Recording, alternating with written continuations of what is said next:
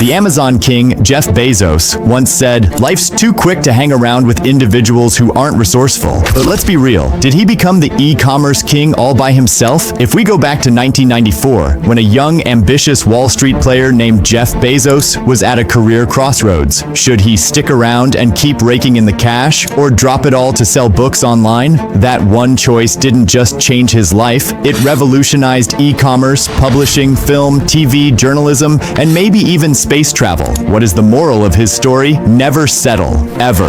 This is how Jeff Bezos turned a simple idea into a garage operation and built one of the biggest marketplaces on the planet. Jeff Bezos was born on January 12, 1964. As a kid, he transformed his parents' garage into a makeshift lab for his inventions. In his 1982 valedictorian speech, he dreamed big, talking about colonizing space and turning Earth into a giant nature preserve. After graduating from Princeton with a degree in computer science, instead of diving straight into the tech world, he had different plans. You don't become a billionaire without a burning desire to amass wealth and power. But Bezos views it in a unique way compared to almost anyone else. Tom Metcalf, a billionaire reporter for Bloomberg News, notes, "He's always driven by success, and Wall Street was the pinnacle for most graduates. His mathematical, almost quant-like outlook made it a perfect fit." By age 26, Bezos had made quite the impression, becoming the youngest ever vice president of Bankers Trust Company. At 28, he became the youngest ever senior vice president of D.E. Shaw & Co. It was there that he discovered a massive untapped resource, the internet. Seeing it grow by 2,300% a year, Bezos realized he had never encountered such a growth opportunity. He analyzed various industries and found books to be the ideal product, easy to package, hard to damage, and perfectly suited for an infinite online library. However, D. Shaw didn't share his enthusiasm.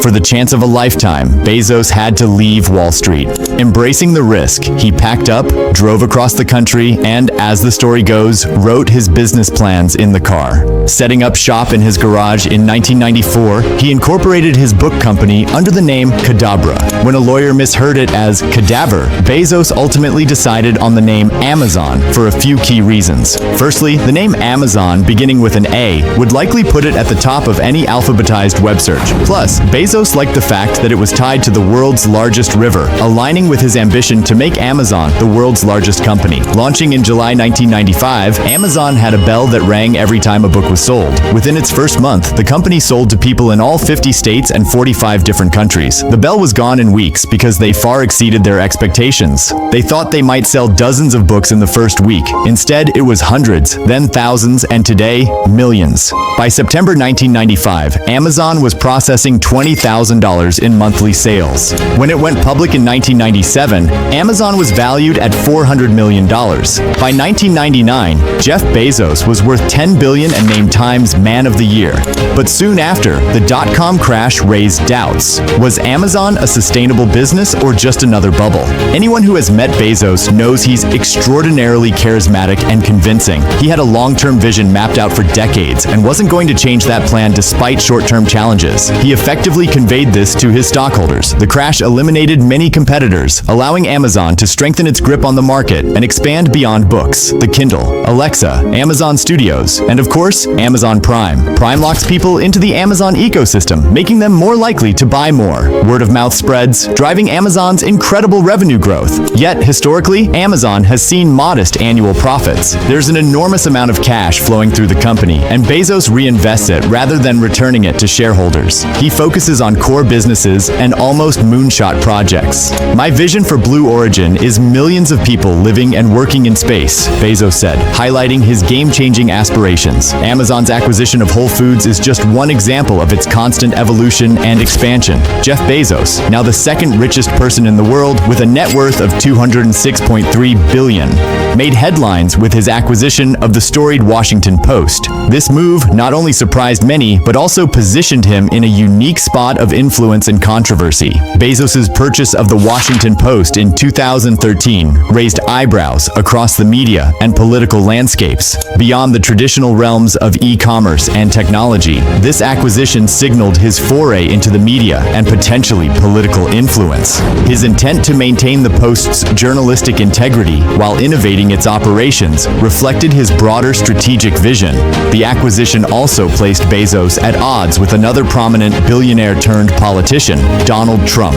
Trump's presidency, marked by its controversial and confrontational style, contrasted sharply with Bezos's typically reserved demeanor. Trump openly criticized Bezos and Amazon, questioning their business practices and accusing them of tax avoidance. In response, Bezos mostly refrained from direct public confrontation, except for a tongue-in-cheek comment about sending Trump to space via his rocket company, Blue Origin. Their differences extended beyond personality to philosophy and approach. Trump often reacted impulsively and emotionally, while Bezos maintained a strategic, long-term outlook. This contrast highlighted their distinct approaches to business, leadership, and public relations. Despite the tensions, Bezos navigated these challenges with the same resilience that characterized his earlier career. From starting Amazon in a garage to building it into a global behemoth, Bezos demonstrated an ability to handle adversity and competition.